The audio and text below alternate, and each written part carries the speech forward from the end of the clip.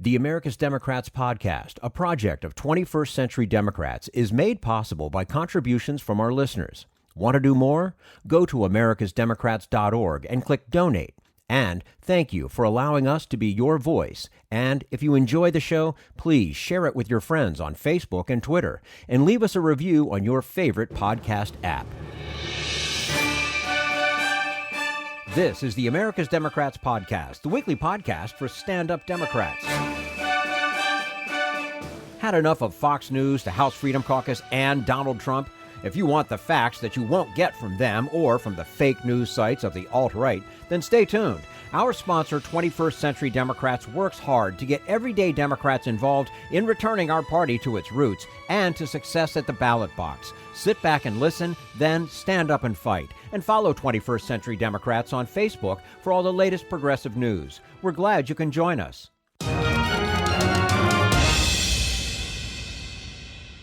And we say hello to Eric Loomis, an environmental and labor historian at the University of Rhode Island. His newest book from New Press is A History of America in 10 Strikes, described as a thrilling account of 10 moments in history when labor challenged the very nature of power in America. Eric Loomis, thank you so much for joining us today on the America's Democrats podcast. Hey, thanks for having me. Our pleasure to have you with us. You know, we hardly have time to go over all 10 moments, but we will start where you start, which is the Lowell Mill girls' strike in the 1830s. Tell us why you began with this story and what you want us to remember about this moment. Sure. A few things. You know, if we think about the history of American labor, there's many different places we can start that, right? But if we're thinking about telling the whole history of America through the mirror, the window of strikes, this is a pretty sensible place to start. Or there's two sort of sensible places to start, actually. One is slavery, which is the centerpiece of sort of early labor in America, and then also the beginning of the Industrial Revolution. And that's what the Lowell Mill Girls Strike is intended to do. So, you know, around 1794, you begin to see the first factories in the United States. And the labor conditions are really, really bad from the beginning. They use a lot of child labor, very long hours. But this is actually considered kind of normal in some ways because most of these young people came off of farms, and farm kids were used to working long hours.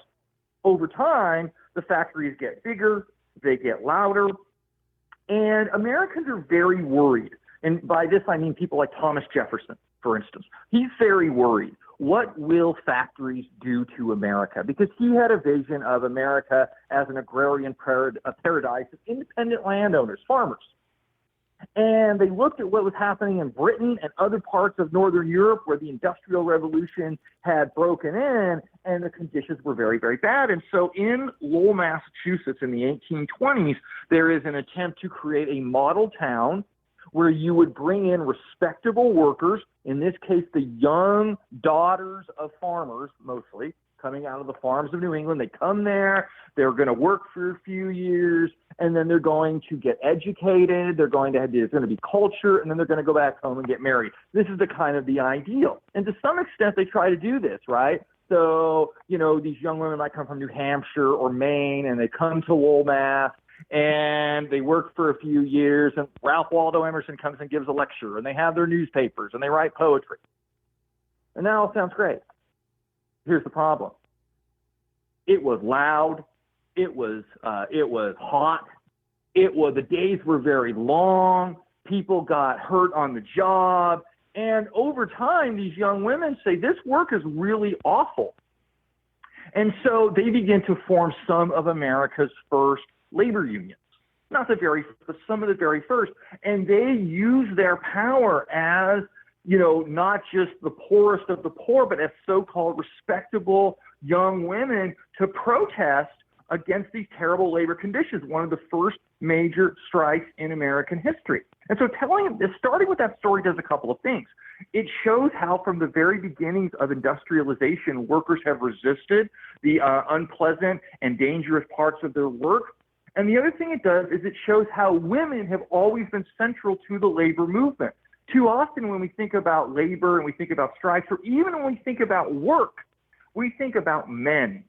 and we think about men getting paid, men going on strike, but women have always worked. Much of that is unpaid labor in the home, but it's very important to center the experience of women, not only in our labor history and our history of work, but also in American history. And too often that doesn't happen. Mm-hmm.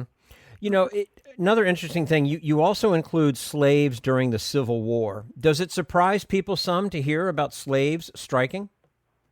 Yeah, often it does. So the way I tell this story, it comes from, the great African-American scholar W.E.B. Du Bois, one of the founders of the NAACP. He did many wonderful things through his life.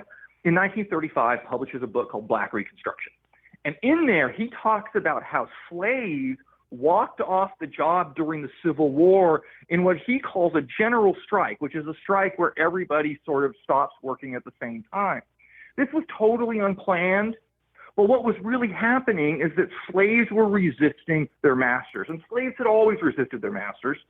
And so what happens is that when Union troops go into the South to fight the Civil War, slaves begin pouring toward Union lines.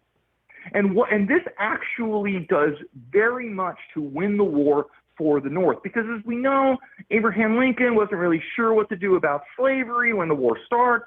In the North, the war isn't necessarily about slavery for a lot of people, but the slaves make it about slavery by forcing the Union's hand, because then they go to the Union Army, and the Union Army has to say, well, what are we going to do with these people? And pretty quickly, what happens is they begin to say, okay, we will bring these people in and have them work for us.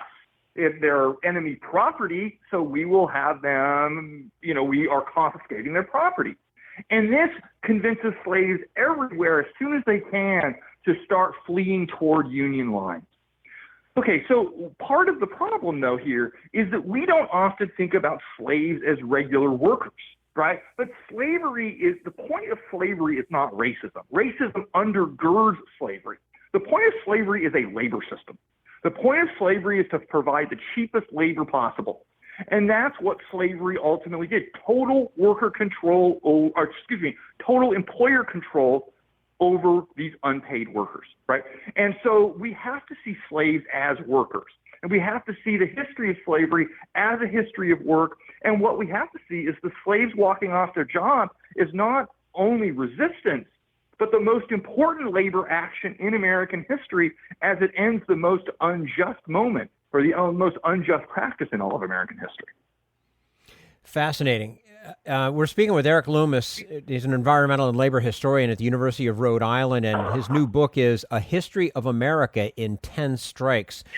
Moving ahead a bit in history, Eric, let's talk about the Flint sit-down strike against General Motors in the 1930s. Some describe it as one of the most important strikes in American history. What was significant about this strike? Sure. So the Flint Strike is a strike of auto workers working for General Motors, and they use a innovative tactic that was becoming kind of common in the 1930s and a little bit before that too in some areas, of just sitting down on the job instead of leaving. And the reason they would do that, the number one reason, is that if they knew if they walked off the job, that what would happen is that the employer, General Motors, would bring in strike breakers. And so what they decide to do is sit down on the job with the pretty smart, rational decision that General Motors is going to be far less likely to violently retake the plant because they could destroy the plant to do so. Okay. And so this works over time. And what it does is not only does it establish the United Auto Workers as a major part of the American labor movement, but the CIO, the Congress of Industrial Organizations, the mass industrial organizing that brings millions of workers into the American labor movement and really helps create the middle class in America over the next 20 to 30 years. But there's one thing that is often not talked about here that I think is really, really important about this strike. The ways that American workers are able to win strikes is really only if they elect politicians who will use the government as a fair arbitrator between workers and employers. And in most of American history, that has not happened. Employers and the government have worked together to crush labor movements. That's what's going on today, right? And so what happens is that if American workers, angry at the Republican Party's response to the Great Depression and wanting a pretty radical change, had not elected Franklin Delano Roosevelt in 1932 over the Republican Herbert Hoover, this strike would not have succeeded. Moreover, if these very workers had not elected a really liberal governor by the name of Frank Murphy to be governor of Michigan, what almost certainly would have happened is what General Motors wanted, which was the governor of Michigan to call in the National Guard and retake the plant by force. And so part of the story here is that if workers are going to succeed in the past or in the present, what they have to do is not only organize, but they also have to elect the politicians that are going to use the government fairly in labor disputes and not be basically the private army of employers. The Lordstown Strike in 1972, again against General Motors, has somewhat a notorious history for how the union collaborated with management. What happened? Sure. So by the 1960s, let me go back a little bit. So the 1940s, 1950s, you have the very people who won that Flint Strike and other General Motors and auto workers, and they are, they're moving in the middle class, right? They're getting more money, they have good wages, they have good benefits, they're taking vacations, they get retirement pay, etc. But I got to be honest, the job's not very much fun. Working in an auto factory was basically being a machine.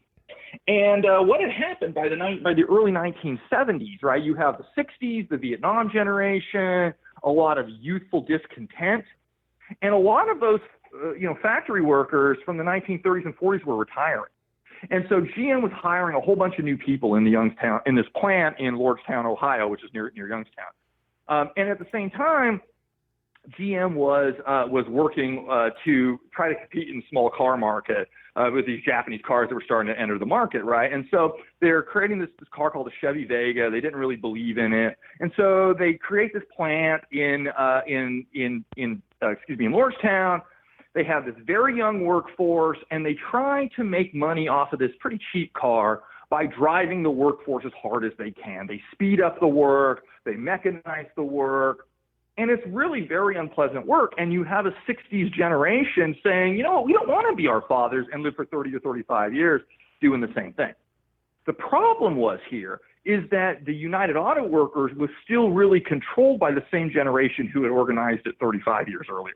And so you have a bunch of old guys in Detroit and a bunch of young workers in Ohio, and they're clashing too. And so what happens when they go on strike is that the auto workers and GM both try to manage this strike to get the workers back on the job and not really solve any of these problems. But, at the same time, the problems that the Lordstown workers faced in part was that they just hated the job. How do you negotiate that into a union contract? And so a lot of that strike at Lordstown was just being angry. And that put the UAW in a tough position. But they didn't really respond very well either. So, the union movement by the 70s was not as robust as it could have been. Mm-hmm. You also included air traffic controllers in the book, a moment we will remember, most of us anyway, because of the role of Ronald Reagan, and perhaps may have been a turning point for unions. Would you agree? Well, yes. I mean, it's not the only turning point, but it's the most prominent. I mean, by the 70s, what you see is corporations really seeking to retake control of the government from the liberals who had more or less kind of controlled it for the past few decades, right? By the 60s and 70s, you see, labor unions doing well, environmental regulations getting passed, consumer regulations getting passed, and conservative business people began to organize in the 70s to resist this. And Ronald Reagan became a front person for them. And then when he gets elected to the presidency in 1981, he's not, Reagan himself had not had a particularly anti-union past, but the air traffic controllers were, honestly, they were kind of jerks. They would shut down the airlines at any given time, like Thanksgiving or Christmas, throwing the plans of millions of people up in the air. And they didn't consult with other unions either. And in fact, they endorsed Ronald Reagan for the presidency because most of the men in that union, it was a white male union, and they were pretty politically conservative. But they went on strike in 1981 thinking that because they controlled the air, that there was nothing the government could do. And Reagan goes in and he fires them all, even though they had supported him. And what that does is it tells private industry that they can start busting unions too. And so through the 80s, building on what happened in 1981, you have corporations going and just destroying unions they had had for 40 years, really decimating private sector unionism, and it has not recovered to the present. So yes, absolutely a huge turning point in our history. Yeah. We're speaking with Eric Loomis, environmental and labor historian at the University of Rhode Island. His newest book from New Press is A History of America in 10 Strikes. Another strike, this one not in the book, but which you have written about, is the prison workers' strike, which recently ended. In an op-ed in the New York Times, these are hard workers represented by a union. What do you hope these workers can achieve? Well, the reality is that prison labor is a huge part of our economy, and we don't even recognize it. There are hundreds of thousands of workers every day who are laboring for almost nothing. And every one of those workers who is laboring for almost nothing is not only being exploited, but they're also it also undermines the labor sector for the rest of us. Why would, if you're an employer, why would you hire non-prison workers and pay them even the minimum wage when you could pay them, $3 a day, right? And so this is a huge part of our economy, and these workers don't really have much of a choice. And of course, part of it is the prison system is tremendously too big anyway. It exploits especially people of color. In fact, really in this op-ed I wrote for the New York Times, I connect it back to slavery, because through all of American history, white people have demanded free labor from people of color. This is central to our history, not only African Americans, but also Native Americans, Latinos, and this is a reality of our history. And so these strikers, these people, it's very hard to organize in the prisons. Because they don't have access to the basic tools of freedom that the rest of us do. But what they have done is brought the first real major attention to prison labor in a long time. And I think that is very important. In the 70s, there was a similar kind of strike.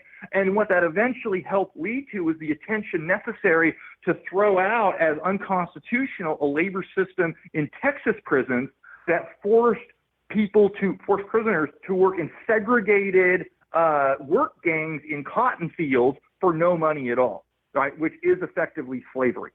And so hopefully what this prison strike does is gather the attention necessary to reform this prison labor system and treat people like humans, not like slaves. Mm-hmm.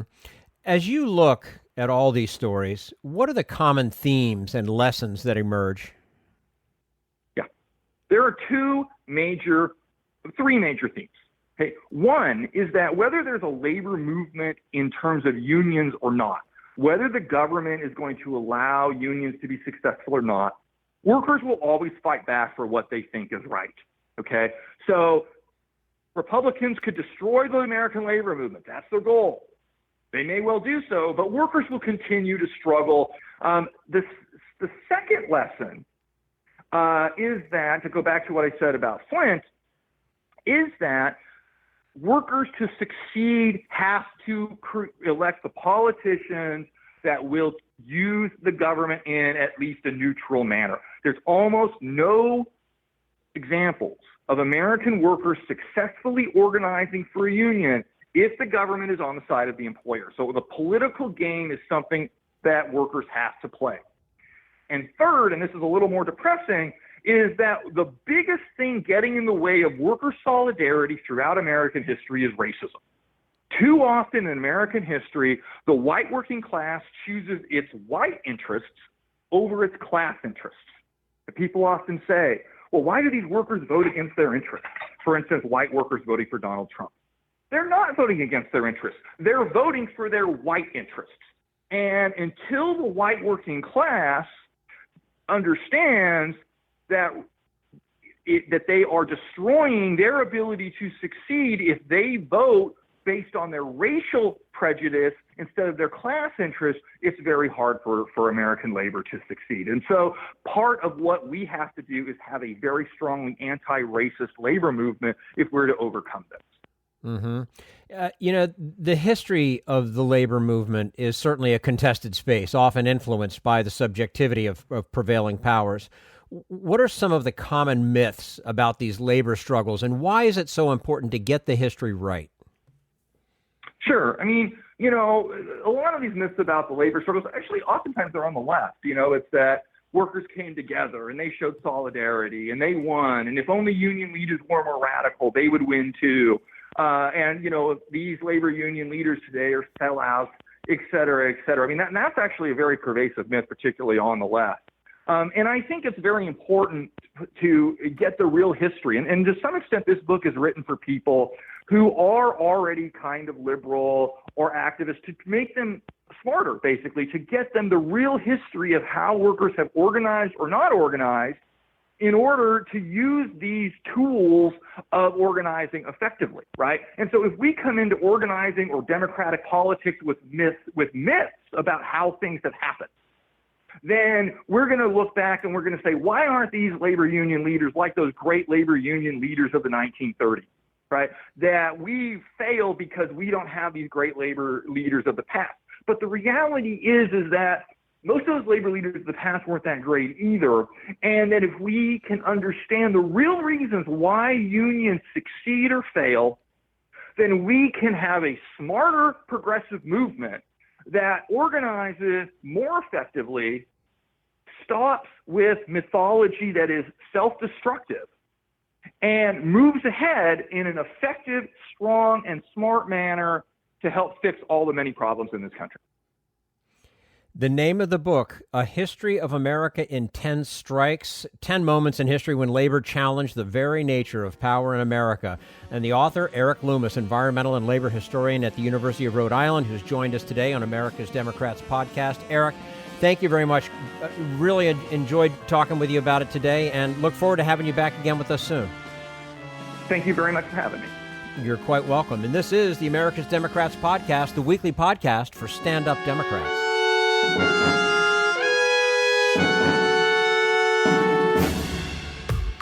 We want you to sit back and listen to this americasdemocrats.org podcast, a project of 21st Century Democrats. But we need you to stand up and fight. Do you want to get involved and help get our party back to its roots and to success at the ballot box? You can make your contribution to help us keep this show going and to elect Democrats who will stand up for democratic principles. Go to americasdemocrats.org and click on Donate at the top of the page. In this year's Olympics, the top team performance has been corporate America's breathtaking double-twist ethical backflip. This group of corporate giants loudly tout their code of ethics, pledging to stand against repressive regimes that abuse human rights. But here came the Beijing Olympics, posing a direct test, and they flopped. Human rights advocates worldwide had asked that corporations withhold their sponsorship of the propagandistic use of the Olympics by China's brutally oppressive rulers. CEOs were simply asked not to endorse a Chinese dictatorship that is routinely committing acts of genocide and political suppression against Uyghurs, Tibetans, Hong Kong citizens, and others under their rule. Corporate leaders would not even have to speak out or publicly stand up to the oppressors. Just don't show up. Don't pay millions of their shareholders' dollars to link arms and reputations with rank repression. Well, if you've watched any of the Olympic broadcasts, you've seen which side corporate America chose. They've done a collective backflip from the high ethical bar of human rights into the pits of crass, unprincipled commercialism. A who's who of America's corporate all-stars are flying their flags in Beijing, having paid more than $1 billion to strut their stuff as sponsors of the regime's Olympic show. It looks bad, though, to admit that they value money over humanity, so sponsors are piously proclaiming that sports should not be politicized. As one put it, offending China's autocrats, quote, would not advance the cause of sport, in which our commitment lies. Really? How sporting is genocide? Another barked that, quote, nobody cares what happens to Uyghurs, okay? No, it's not okay, and also not true. Yet another declared ski and sport have no business in politics. It's common sense. This is Jim Hightower saying, no, it's cowardice. If you'd like more of Jim Hightower's real populism, check out the Hightower Lowdown. Jim's monthly newsletter gives you the real lowdown on which corporations, by name, are doing what to the middle class, our environment, and our democracy. Each month, the Hightower Lowdown brings you facts you didn't know, along with actions you can take to fight back. It also comes with a sense of humor. Hightower believes we can fight the gods and still have fun. Plus, get this, it's cheap. Only $15 brings you 12 issues a year. For real populism, go to hightowerlowdown.org. This Social Security measure. I believe that we must pass legislation to provide medical care. This is our tradition. When our grandparents came to America, it was the Democratic Party which said, welcome. It was the Democratic Party, the party of Roosevelt and Truman and Kennedy and others, who said that America belonged to all its people, not just a handful of the rich or a few giant corporations. That's why great leaders like FDR fought so hard for Social Security, and why JFK stood up to the insurance companies and their Republican allies to get Medicare. It's not just one thing, or one time, in one place. It's about a whole history of standing up to the Republicans and saying someone has to be on the side of regular working people in America, whether it's defending Social Security or just the way your loved ones are treated on the job. That's what the Democratic Party is all about. And that's why this message has been brought to you by the Democratic Party. Working people like you and me. Paid for by 21st Century Democrats. Not authorized by any candidate or candidates committee.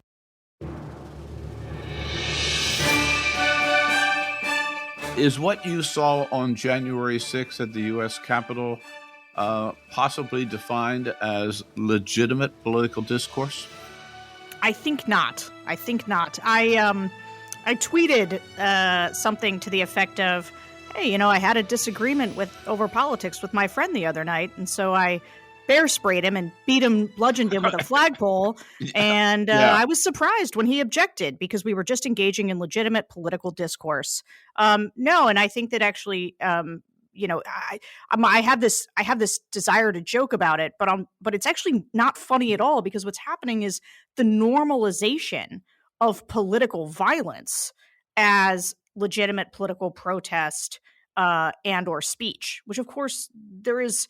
I am a rock-ribbed free speech defender.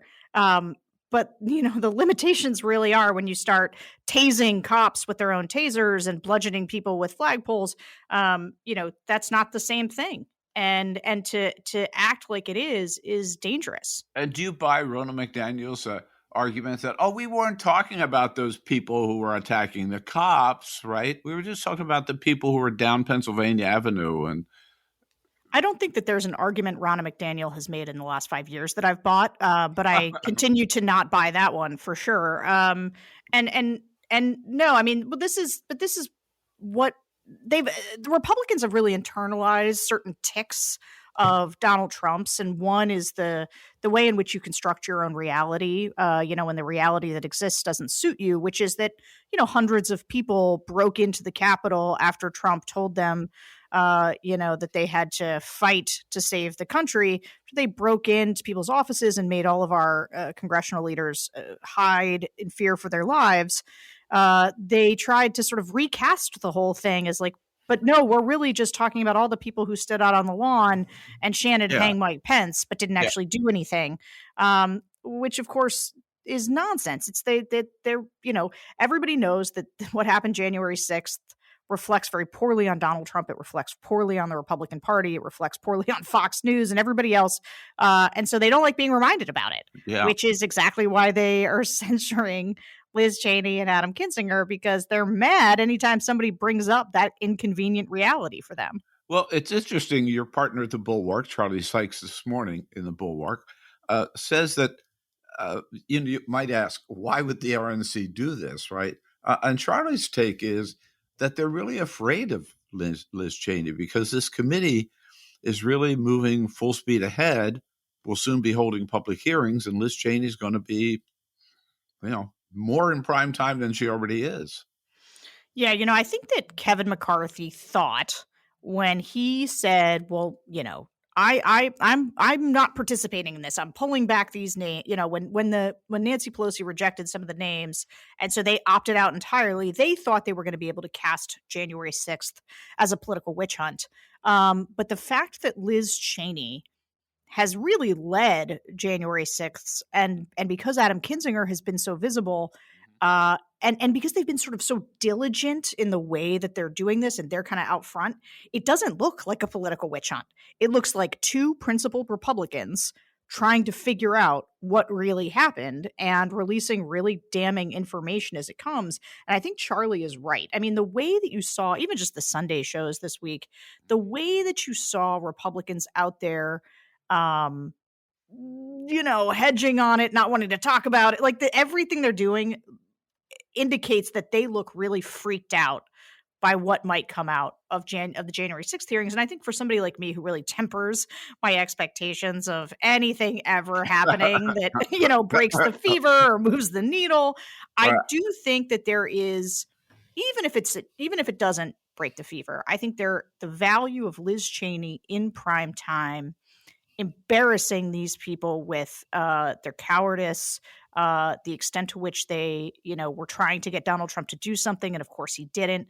I think it is absolutely meaningful. Whether or not it changes the course of history, I don't know, but I do think it is meaningful. Well, one other indication of a possible little rupture, of course, last week was former Vice President Mike Pence in Florida in front of the Federalist Society saying Donald Trump was wrong, right? Did Pence go far enough? Were you surprised? Yeah, I mean, it's sort of it cuts both ways for me. I am like never surprised anymore when Republicans like behave in the worst possible way, but I'm always shocked but never surprised. And it cuts the other way too with Pence, where like I am shocked that he did it because he's had numerous opportunities to do this in the past. He hasn't taken them. Right. But I guess then there's this other part of me that's like, why would he say anything else? Like, not only is this the truth, not only was he the target of the violence, but Donald Trump has been attacking him relentlessly. And so like he went to a nice, safe place where he knew people would agree with his interpretation of the Constitution, which is, of course, the correct one, in front of a bunch of legal scholars and lawyers at the Federalist Society. And he leaned in to the fact that Trump is, of course, wrong. And that he was. And look, I think some of this is just a political calculation for Mike Pence. I ask focus groups all the time what they think of Mike Pence, and they think he's a traitor and they hate him.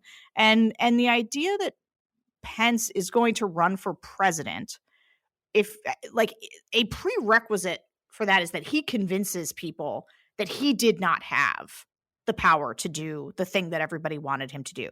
It is the only way that he tries to coax the Trump constituency back to him is for him to make the case that he did not have that power.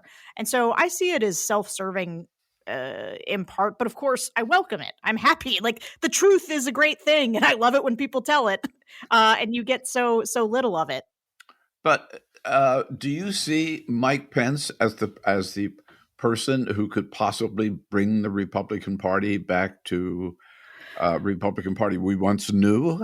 Even if No.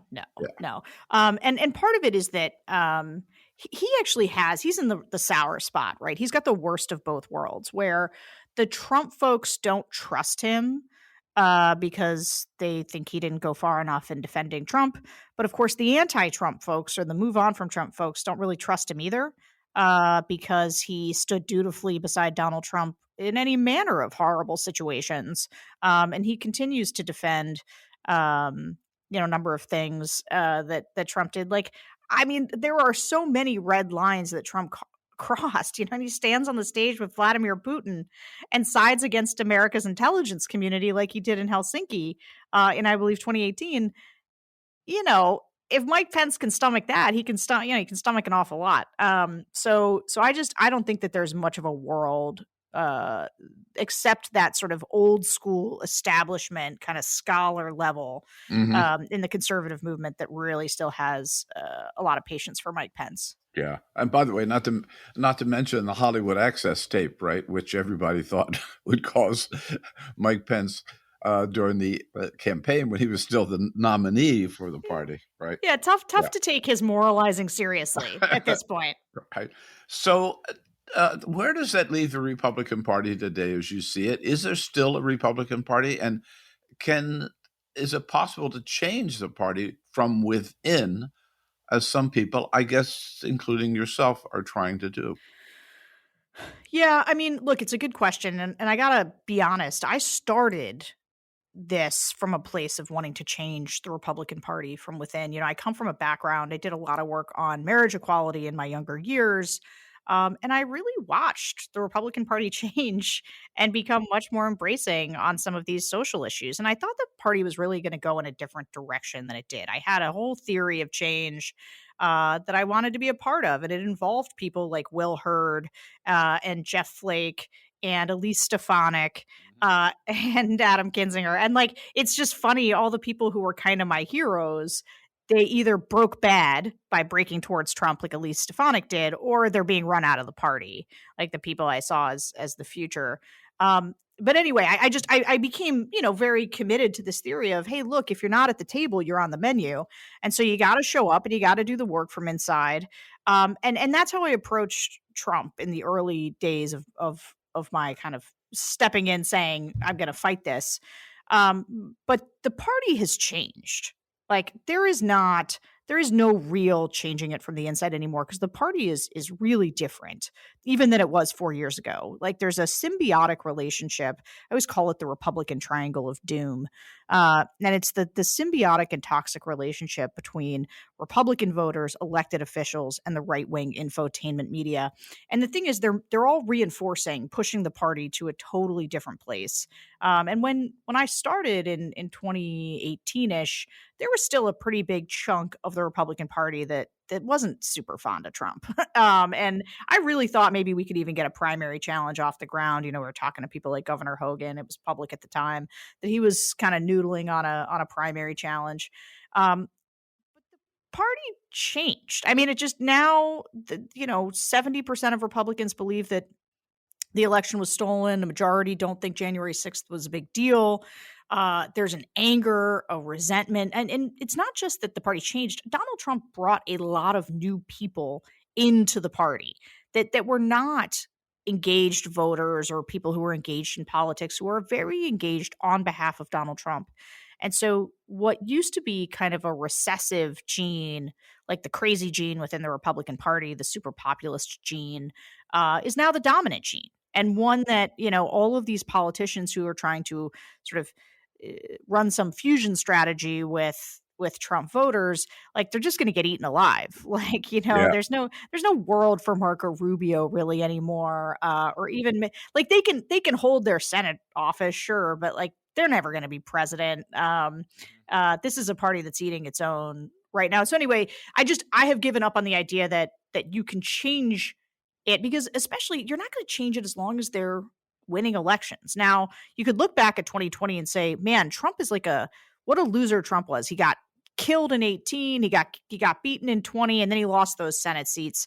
Why isn't that guy a loser? Well, the reason is because he hasn't admitted it, and he's convinced his entire, a good chunk of his party, that he didn't actually lose that election.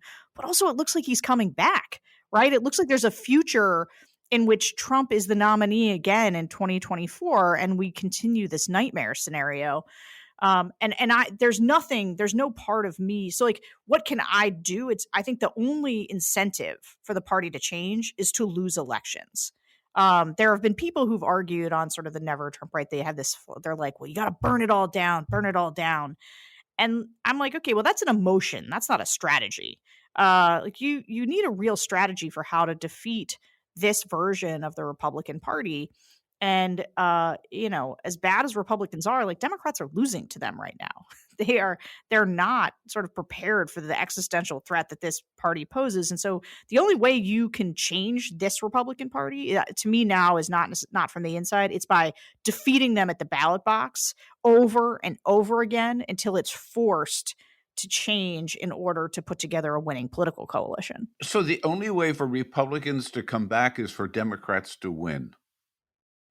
That is my theory of the case at the moment. Yes. It's astounding. But I'm not saying it's wrong. I'm just saying it's astounding that you would come to to that conclusion. Well, what other conclusion could I come? I mean, because here's the thing. For the right kind of Republicans to win would be the only other option, right? But as you point out, they're not going to. They're not going to. And this is look, it was a long, hard slog for me to come to this because I really did believe in changing things from the inside. But I do these focus groups, started doing them back in early 2018. And I started doing them because I was like, man, I've been spending too much time in the think tank world because I do not recognize a party that would nominate Donald Trump and a country that would elect him. And so I started doing the focus groups to try to get a handle on what was going on. And like I said, I watched voters really change. Donald Trump changed them. The media environment changed. People got desensitized. They began to accept more and more. They got angrier and angrier. They really bought the argument that the left, was actually the more dangerous threat. And I just saw these primaries getting more and more extreme and people electing them. And that's just a different environment. You can't just primary people and win with moderate Republicans. You can in a few places, but look what's happening. Anybody who voted to impeach Donald Trump, Murkowski might be one of the only ones that survives because the party is running them out. And so that is a party that is on a purge mission. They don't want to elect moderate Republicans or non-MAGA Republicans. So, you've got to start thinking about okay, well, can you organize the center left in a way that's productive, that builds political power, and that pushes back on what has now become a very dangerous version of this party? If you liked what you heard, please get involved in our efforts to keep this show going and to elect Democrats who are bringing the party back to its roots. Go to americasdemocrats.org and click on Donate at the top of the page. And be sure to find 21st Century Democrats on Facebook and Twitter, and leave us a review on your favorite podcast app. We want you to sit back and listen, but we need you to stand up and fight. Join us. Support the americasdemocrats.org podcast, a project of 21st Century Democrats, and help elect Democrats who will stand up for democratic principles with your contribution today. Go to americasdemocrats.org and click on Donate at the top of the page.